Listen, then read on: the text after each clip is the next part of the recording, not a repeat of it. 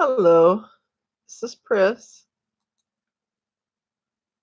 I have not done this before, so I'm trying out this new format, and we're going to share a couple of um, prophecies that I just posted recently, though they're not brand new, because of some other people posting theirs that were confirmations. So I'm going to start with bright and shining stars. Okay. The first one, Bright and Shining Stars, was given to me, I believe, in, oh, I didn't put the date down, but that's okay. It's a good one. God is good. Uh, One of my friends in Australia had, I don't know if you can see it. Oh, yeah, I can do that. There you go. It's an amazing kind of picture of a star explosion, supernova. So we're going to start with Daniel chapter 12, verse 1 to 4 in the Amplified, that says, "And at that time of the end, Michael shall arise, the great angelic prince who defends and has charge over your, meaning Daniel's people. And there shall be a time of trouble, straitness, and distress, such as never has been since there was a nation till that time." That sounds pretty bad, doesn't it? "But at that time your people shall be delivered." That's a that's very hopeful. "Everyone whose name shall be found written in the book of God's plan for his own. And many of those who sleep in the dust of the earth shall awake, some to everlasting life, and some to shame and everlasting contempt and abhorrence. And the teachers and those who are wise shall shine like the brightness of the firmament. And those who turn many to righteousness, to uprightness and right standing with God, shall give forth light like the stars forever and ever.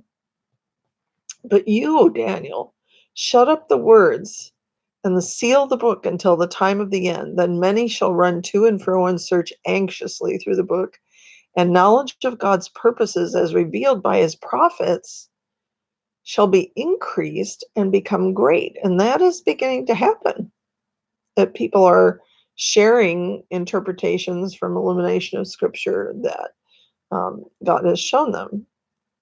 The Lord spoke after this, "I'm calling to those who are called by my name, for I am pouring out my light. I am pouring out my grace and my wisdom, that you will shine like the stars of the heavens in this hour.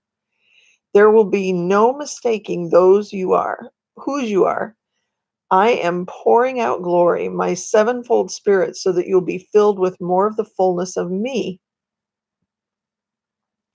For I am your exceedingly great reward. The royal priesthood of believers will have God as their inheritance. So I tell you now to lay down your heart for the things of this world.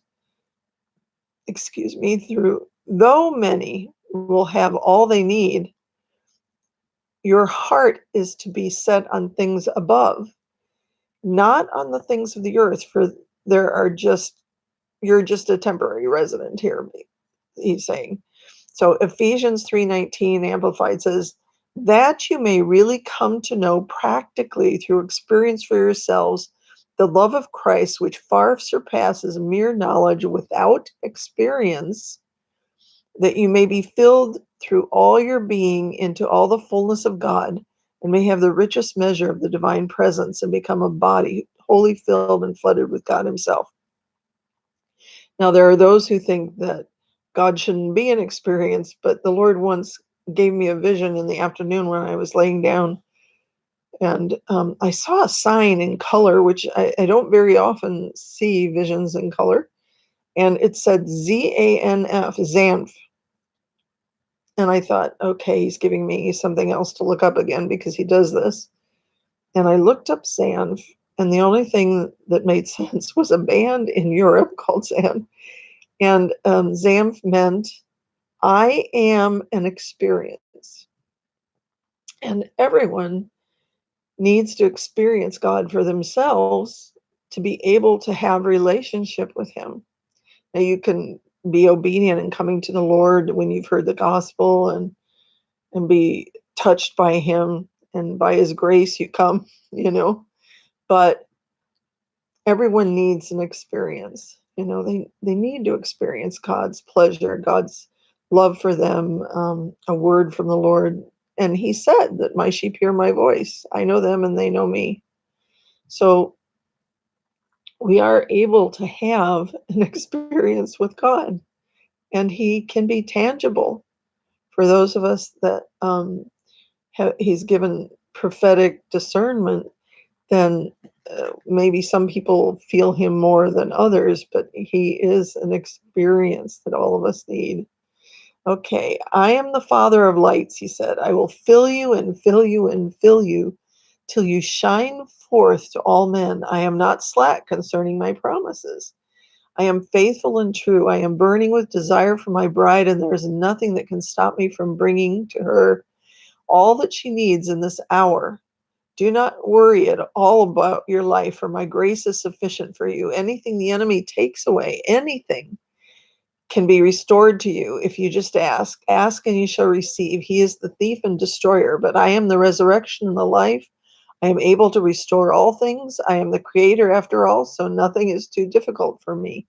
Now, when I was in India in 2002, one late night, the Lord said to me, don't you know that soon you'll be trans, um, I want to say transformed, but it says transfigured in the word about, when Jesus went up to the mountain with Peter and James, and they saw him talking to Moses and Elijah. Well, the thing is that transfigured is what the Lord said to me, but it's like, I thought, oh, it seems kind of haughty, like maybe I'm not really hearing from the Lord. And so I could just kind of put it aside. But when I came home on TV, there was a pastor saying the Lord had recently told him that we were going to be transfigured. And then the Lord later told me it's so that we can be able to go through the hard times that are coming. And the other thing is that transfigured is the same word as transformed in the Greek. So it's not really a lofty word. It just means change. God is going to change you. He's going to change you to the degree that you may not even look the same. And there was a guy I remember who had dreams about coming days, and he said that people actually shone with the light of God, like Moses when he came down from the mountain. Remember that he was covered in light, and he had to cover his head because there was such light shining from him. He was transfigured. He was transformed when he was up on that mountain with the Lord. And so he called them in the dream. He called them the shining ones. That we'd have difficulty going out sometimes because people would know because of us shining with light, who we were. Okay, so don't think that God hasn't got some surprises up his sleeve for what's coming. Okay, there will be great victories. Let's see. As you are empowered by me and delivered and healed and are able to do the marvelous things of the kingdom, the devil will arise trying to mimic my power with grandiosity and avarice and greed.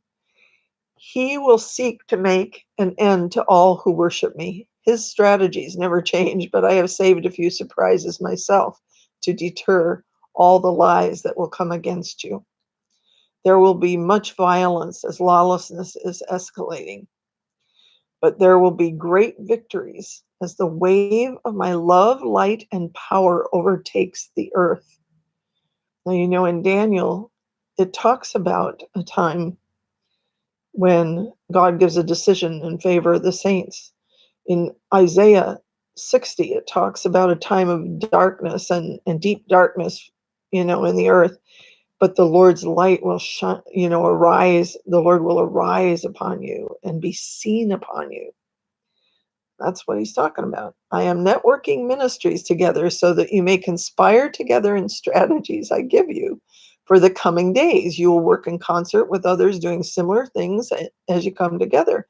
It will bring down glory such as you've never seen through the unity of my spirit in you all. Do not be dismayed as you see the events of this hour. Do not let grief and sorrow overtake you.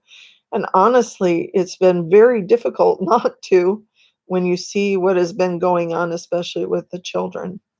So rejoice. And again, I say rejoice, he said, for your Redeemer draws nigh. Come into my arms and receive of me, for I am humble and lowly of heart, and I love you as no other loves you.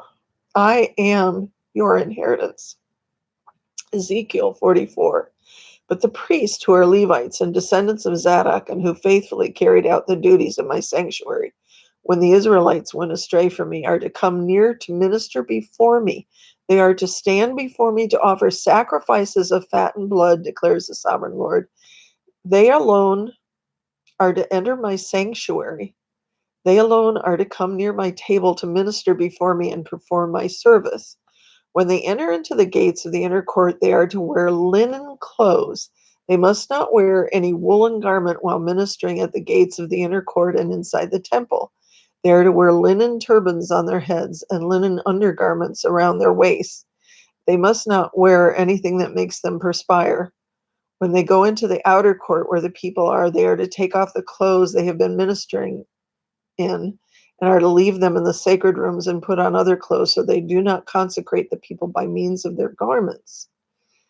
They are to teach my people the difference between the holy and the common, and that is what the royal priesthood does.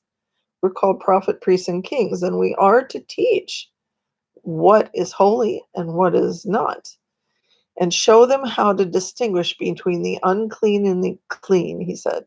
I am to be the only inheritance the priests have. You are to give them no possession in Israel. I will be their possession. Now, when he says that they're to wear linen garments, the first time I ever read that, I thought, why? Why linen? And why is it? Um, why is it so important? And they must not make. And there's the clue. They must not wear anything that makes them perspire. Nothing of their own efforts is what that means. Only what God directs. Only the garments that we wear, meaning our character, are to reflect the Lord and what He directs, not our own ideas, our own ways of doing things, even though so much of Israel and the church have taken things into their own hands at times. So we have to be really careful ourselves to be very dependent on the Lord. It's the opposite of the world. The world says to be independent, to be, you can have your, make your life what you want and whatever. And there's a part of that that's true. Um, but everything needs to be surrendered to the Lord in order to be and do what He wants you to be and do. So that's all for right now. God bless you guys.